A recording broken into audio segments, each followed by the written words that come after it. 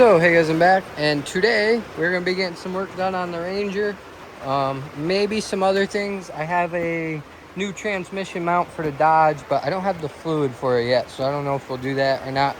But start off, we're gonna work on and get some maintenance done to the Ranger. If you come down here, you can see busted off the bottom of my cooler on the transmission cooler there. So right now my lines are just spliced for the transmission cooler.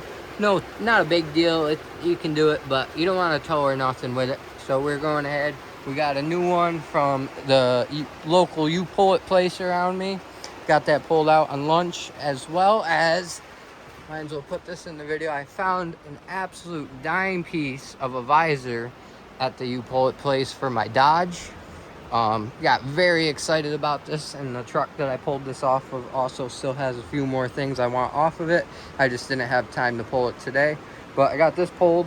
Probably gonna paint it, not sure yet, but probably paint it and then put it on. But I also gotta order the hardware for it because I want to get the right hardware, because I want to do it right. But yeah, we got it now, so that was cool. I've been looking for one of them, and I got an awesome deal on it, so picked that and that up from the local U-Pull place. Got a killer deal on it.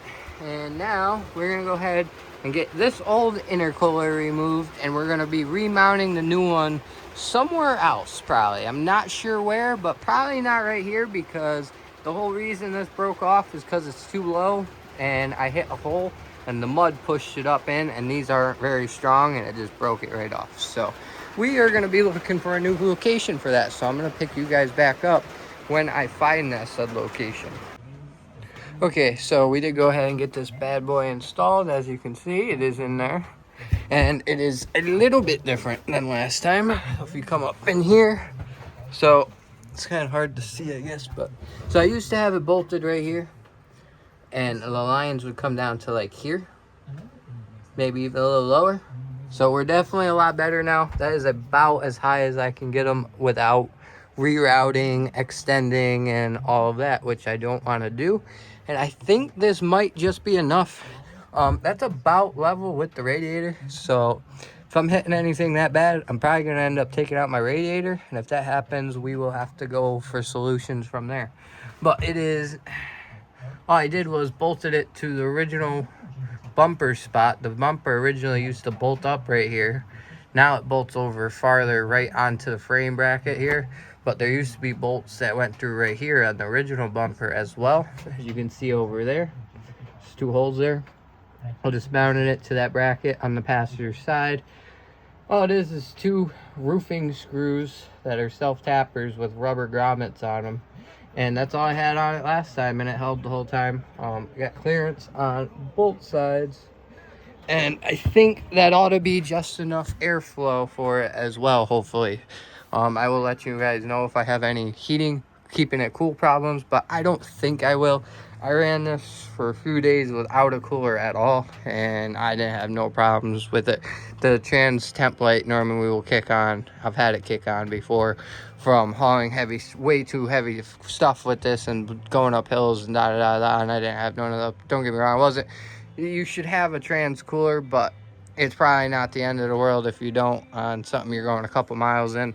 But I do a lot of towing, truck pulls, and so we need a trans cooler, and hopefully that location's okay. It's a little bit less airflow than when it was from down here, because it had from like here to down to here of just straight airflow, but I think that ought to be okay. It should still get plenty of airflow through the grill going down and whatnot. So I'm going to go ahead and get this fluid topped off, and I will pick you guys back up with something in a bit.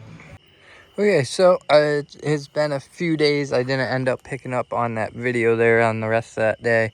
Don't know what I ended up doing. I'm sure I did something productive, but it's so far so good. No problems with it, no overheating, so it seems perfectly fine, and I like the location a lot better. And I have gone through some trails and over some trees and pulled a buddy out of a swamp, and no problems with it whatsoever. You can see it still poking out in there, looking nice and shiny. So yeah, so far so good with that. I like that positioning. Plan on doing either 1 or 2 truck pulls with it this year and doing a burnout competition, so we'll see how it does through that as well. But it is an auto transmission, so we'll see how we do anyways, but I'm sure she's got it.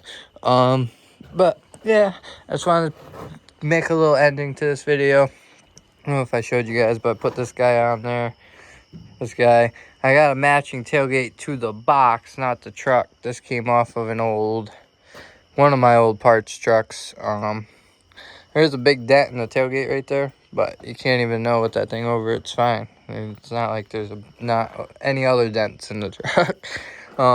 But the side exit's doing good so far. So far, I don't mind having it welded to the box. The only time it makes a rattling noise is when I have loose stuff in the bed, which is quite often, but it's really not that bad, and it don't bother me whatsoever, and the truck's almost loud enough to not hear it. Plus the subs, if I got subs going, you don't gotta worry about it at all.